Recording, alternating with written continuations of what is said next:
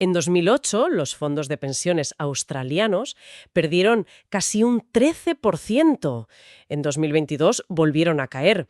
Para cualquiera que ahorre para su jubilación, estas cifras no son solo estadísticas, son un golpe directo a su futuro.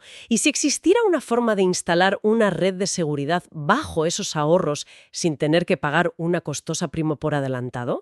Bienvenidos. Hoy vamos a sumergirnos en un documento académico que propone, pues, exactamente eso, un nuevo tipo de producto financiero llamado Equity Protection Swap, o EPS.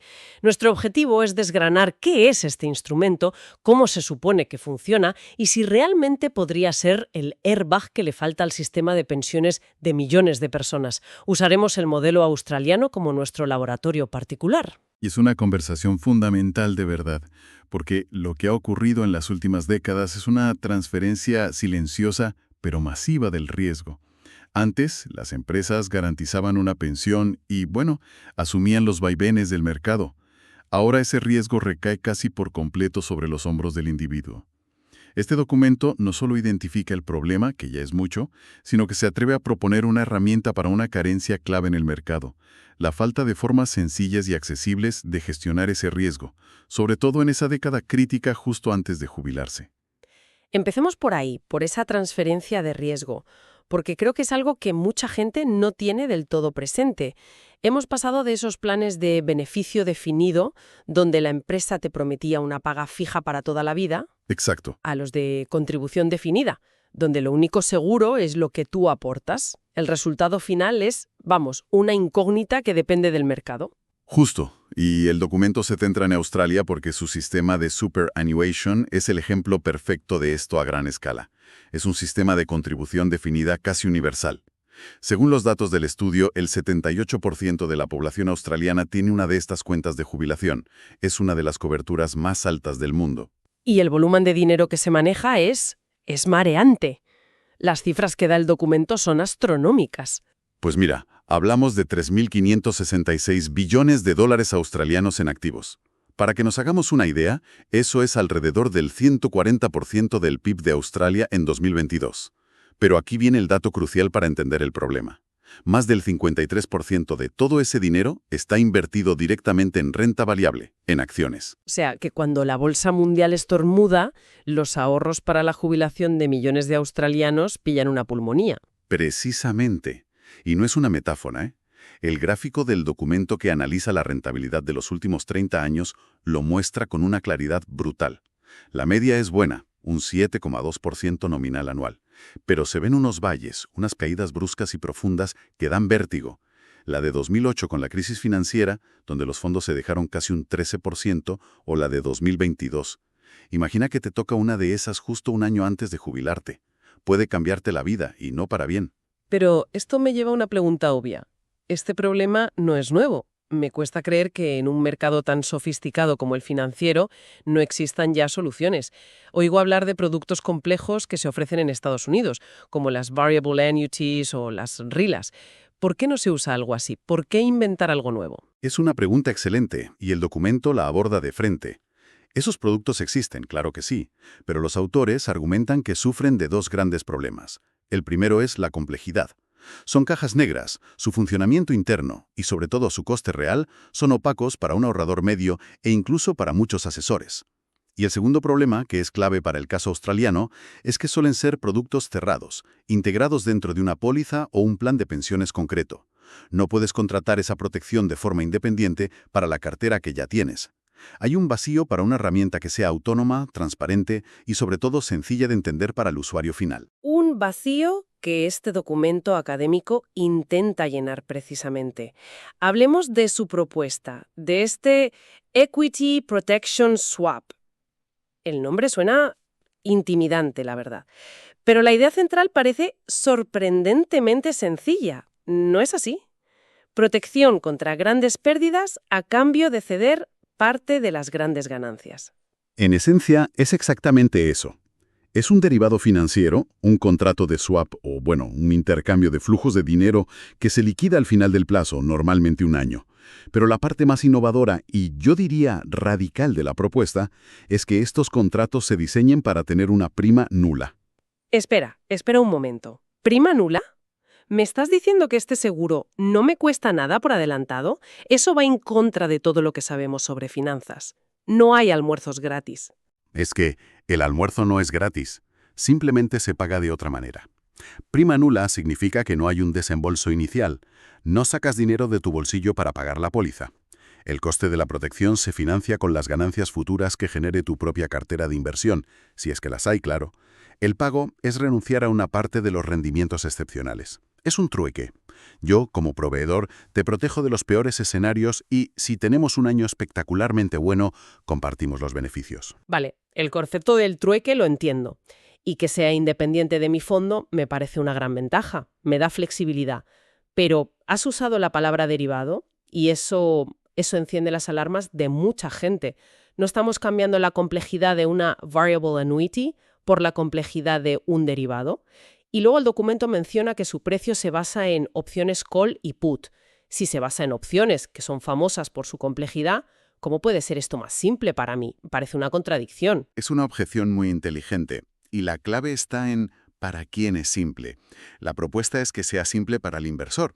Para la persona que lo contrata, es un acuerdo cerrado con unas reglas del juego muy claras desde el día 1 hasta el final. Toda la complejidad de la ingeniería financiera, la gestión de esas opciones call y put, la maneja el proveedor por detrás. Es como conducir un coche. Es una experiencia muy simple para el conductor, aunque el motor de combustión interna sea una pieza de ingeniería increíblemente compleja. Tú solo necesitas saber acelerar, frenar y girar. Aquí es lo mismo. Tú solo necesitas entender qué protección obtienes y a cambio de qué. Me gusta esa analogía del coche. Entonces, centrémonos en el puesto del conductor. ¿Qué tipo de protección puedo obtener? Porque supongo que no habrá un único modelo. El estudio habla de una pata de protección y una pata de comisión. Desglosemos las dos protecciones más interesantes que propone. La primera es la que llaman buffer o colchón. La mejor analogía es la franquicia de un seguro de coche. El inversor acepta absorber las primeras pérdidas hasta un umbral determinado, por ejemplo, el primer 5% de caída. Si el mercado cae un 3%, esa pérdida la asume íntegramente el inversor. Pero si el mercado se desploma un 12%, el inversor asume ese primer 5% y el proveedor del EPS cubre el 7% restante. Está diseñado para proteger contra desastres, no contra pequeñas correcciones. Entendido. Es un seguro contra catástrofes. ¿Y la segunda opción, el floor o suelo? El suelo funciona de manera distinta. Aquí, el proveedor cubre las pérdidas desde el primer céntimo, pero solo hasta un límite máximo. Digamos que se fija un suelo en el menos 15%. Si el mercado cae un 8%, el proveedor lo cubre todo, y la cartera del inversor no pierde nada. Si cae un 20%, el proveedor cubre ese primer 15% de caída, y el inversor solo asume el 5% que excede ese límite. Es como una red de seguridad que te garantiza que, pase lo que pase, no caerás más allá de un punto determinado. Tu pérdida máxima está acotada. Vale, dos tipos de red de seguridad muy claros. Ahora, la parte dolorosa. ¿Cómo se paga? Ahí entra la pata de comisión. Correcto. El trueque. La estructura que proponen para pagar es simétrica a la protección. La más común es también de tipo buffer. El inversor se queda con el 100% de las ganancias hasta un umbral. Por ejemplo, hasta un más 10% de rendimiento. Si su cartera tiene un buen año y rinde un 8%, se queda con todo. Pero si tiene un año espectacular y rinde un 15%, se queda con ese primer 10% íntegro. Y sobre 5% de ganancia adicional comparte una porción con el proveedor. Aquí es donde veo el dilema, el verdadero coste. Si el mercado tiene un año de euforia, de esos que ocurren una vez cada década, y sube un 25%, tengo que ceder una parte importante de esa ganancia. Siento que estoy poniendo un techo a mis beneficios, limitando mi propio potencial de éxito. Y es un punto totalmente válido. No hay almuerzo gratis, como decíamos. Estás pagando por la seguridad, y el precio es esa ganancia potencial. El documento no argumenta que esto sea para todo el mundo, ni para todas las etapas de la vida, pero defiende que para un perfil muy concreto, alguien a quien un menos 20% le cambia la vida y un más 25% solo se la mejora, este trueque tiene todo el sentido del mundo. Pienso, por ejemplo, en mis padres, que estaban a punto de jubilarse en 2007. Recuerdo perfectamente la ansiedad en casa durante todo 2008, viendo cómo los ahorros de toda una vida se tambaleaban. Un producto así les habría cambiado por completo la experiencia. Esa perspectiva lo cambia todo. No es un producto de acumulación de riqueza, es un producto de preservación de capital. Y de tranquilidad. Exacto. Es una herramienta para gestionar el riesgo de secuencia de rentabilidad. Un nombre técnico para algo muy simple. El terror a que te toque una mala racha de mercado justo en el peor momento posible. Para un joven de 25 años, una caída del 20% es una oportunidad de compra. Para alguien de 64, es una catástrofe. Todo esto suena muy coherente en la teoría, pero la gran pregunta es, ¿funciona en el mundo real? Porque aquí es donde se pone realmente interesante. El estudio no se queda en la teoría, sino que lo pone a prueba con datos históricos. Así es, hicieron lo que en finanzas se conoce como backtesting, una simulación histórica. Usaron datos diarios de dos de los índices más importantes del mundo, el S&P 500 de Estados Unidos y el S&P y SIX 200 de Australia. Y el periodo que eligieron es fascinante, de 2020 a 2022. Es casi un laboratorio perfecto. Tienes la recuperación meteórica post-pandemia con subidas fortísimas y luego la importante caída del mercado de 2022.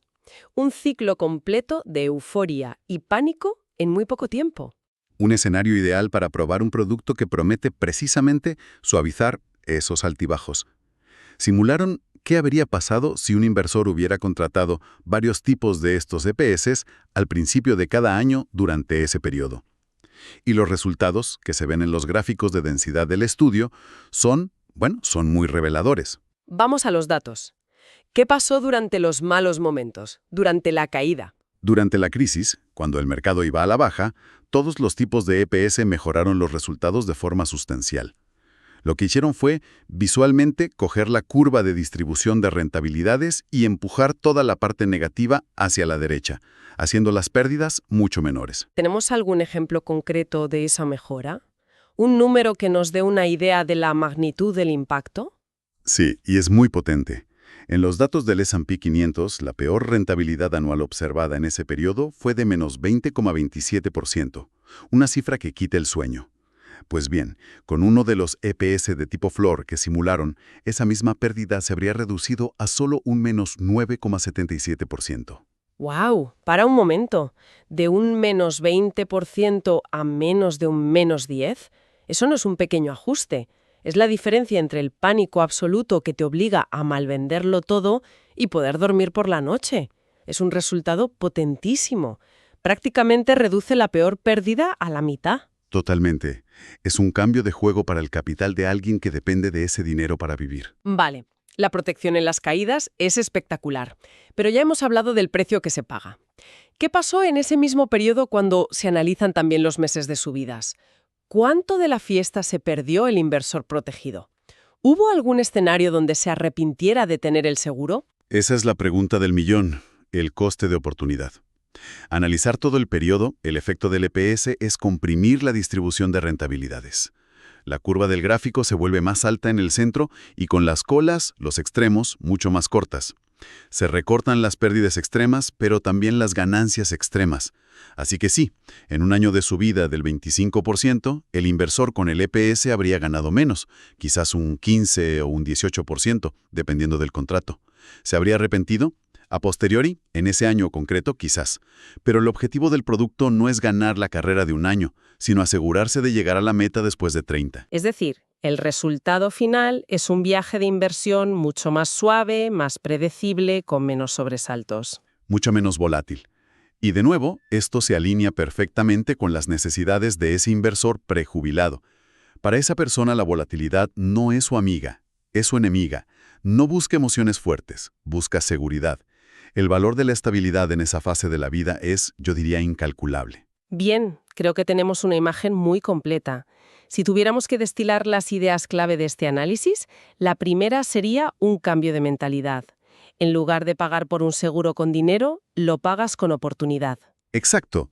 Renuncias a la posibilidad de un año extraordinariamente bueno, algo que es muy raro, a cambio de eliminar el riesgo de un año catastrófico que, aunque también sea raro, puede arruinarte la vida si ocurre en el momento equivocado.